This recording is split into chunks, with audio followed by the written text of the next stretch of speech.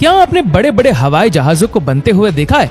आखिर कैसे हजारों टन वजनी हवाई जहाज को फैक्ट्री में तैयार करके बेचा जाता है? दोस्तों, एयरप्लेन बनाने के लिए सबसे पहले इसे 3 अलग अलग हिस्सों में बनाया जाता है। फिर सबसे पहले इसके बीच वाले हिस्से को वर्कशॉप में लाया जाता है और फिर इसके दोनों विंग्स को इसके दोनों तरफ लगा दिया जाता है। दोनों विंग्स को अच्छी तरह से लगाने के बाद इसके पीछे वाले हिस्से को भी इससे जोड़ दिया जाता है और फिर इसी तरह से इसके आगे वाले हिस्से को भी इससे जोड़ दिया जाता है। फिर इन तीनों हिस्सों और विंग्स को आपस में जोड़ने के बाद एयरप्लेन अपनी प्रॉपर शेप में आ जाता है। फिर इस एयरप्लेन को हाइड्रोलिक मशीन के जरिए उठाया जाता है और फिर इसके नीचे की तरफ लैंडिंग गियर्स फिट कर दिए जाते हैं और फिर इस एयरप्लेन की सबसे इंपॉर्टेंट पार्ट यानी कि इसके इंजन को इसके विंग्स के दोनों तरफ लगा दिया जाता है।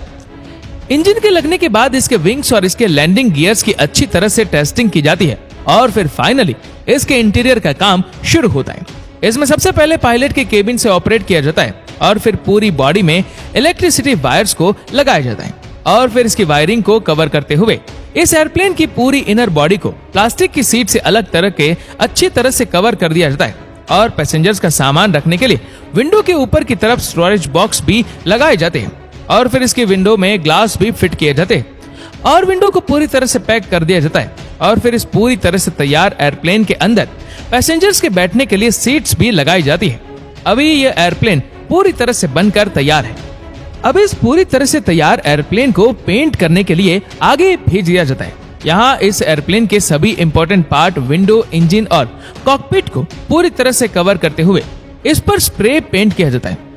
अच्छी तरह से पेंट करने के बाद इस एयरप्लेन के ऊपर इसकी ऑनर कंपनी का नाम भी प्रिंट कर दिया जाता है। फिर इस पूरी तरह से तैयार एयरप्लेन को रनवे पर ले जाकर इसे उड़ाकर देखा जाता है और फिर टेस्टिंग में सफल होने के बाद इस एयरप्लेन को ऑनर कंपनी को सौंप दिया जाता है।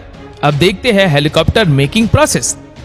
दोस्तों, हेलीकॉप्टर बनाने के लिए भी सबसे पहले फैक्ट्री में इसके अलग अलग बॉडी पार्ट्स को तैयार किया जाता है और इस काम में हाई क्वालिटी स्टील का इस्तेमाल किया जाता है।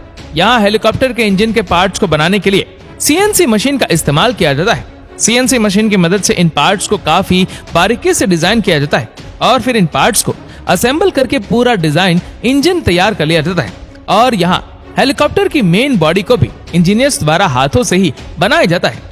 हेलीकॉप्टर की मेन बॉडी का स्ट्रक्चर बनने के बाद इसके ऊपर स्टील की सीट चढ़ा दी जाती है और कुछ इंजीनियर्स द्वारा इसके रोटर की ब्लेड्स भी तैयार की जाती है जो कि हेलीकॉप्टर को चलाने में मेन रोल प्ले करती है और कुछ इंजीनियर्स द्वारा इसके टेल पार्ट को भी बनाया जाता है और यहाँ वर्कशॉप में ही हेलीकॉप्टर में बैठने के लिए इसकी सीट्स भी तैयार की जाती है। इसी तरह अलग अलग इंजीनियर्स द्वारा हेलीकॉप्टर के सभी बॉडी पार्ट्स को बनाया जाता है और फिर हेलीकॉप्टर्स के सभी बॉडी पार्ट्स तैयार होने के बाद इसकी मेन बॉडी को लैंडिंग स्किड्स पर खड़ा किया जाता है और फिर इसके टेल वाले पार्ट को भी इससे जोड़ दिया जाता है और यहीं पर ही हेलीकॉप्टर के फ्रंट ग्लास और साइड विंडो भी लगा दिए जाते हैं और फिर इस हेलीकॉप्टर में इंजन को भी अच्छी तरह से फिट कर दिया जाता है। फिर हेलीकॉप्टर की पूरी बॉडी को कम्प्लीटली फिट करके इसे पेंट के लिए आगे भेज दिया जाता है। यहाँ हेलीकॉप्टर की विंडो और मेन ग्लास को कवर करके इस पर अच्छी तरह से स्प्रे पेंट किया जाता है। पेंट अच्छी तरह हो जाने के बाद इसे वापस से बाहर लाया जाता है और इसके इंजन वाले पार्ट से इसके रोटर को जोड़ा जाता है।